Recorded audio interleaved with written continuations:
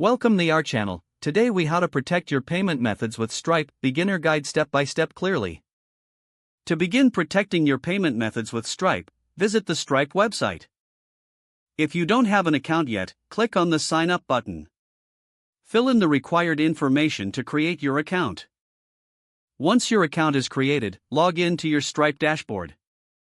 Navigate to the Developers section on the left sidebar. Under Developers, select API Keys. You'll see two sets of keys, Publishable Key and Secret Key. For security, never share your secret key publicly. Next, click on the Settings icon in the lower left corner. In the Settings menu, navigate to Radar for fraud detection. Enable Radar features for added protection against fraud. Adjust the sensitivity settings according to your business needs. Next, go to the Payments section found in the main menu. Familiarize yourself with all available features for managing payments. To enhance security, enable two-factor authentication for your account. This adds an extra layer of protection to your Stripe login. Next, implement webhooks for real-time notifications about payment status. In the Developers section, click on Webhooks to set this up.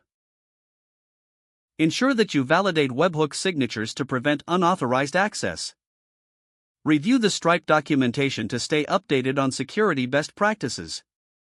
Finally, monitor your transactions regularly from your Stripe. By following these steps, you can effectively protect your payment methods on Stripe. If the page does not load, refresh the browser or try again in a private or incognito window. Make sure you are using the correct email address, then retype it carefully to avoid small typos. If your password is not accepted, use the reset option and create a new strong password you can remember. Check your spam folder for verification or security emails, then complete any requested confirmation steps.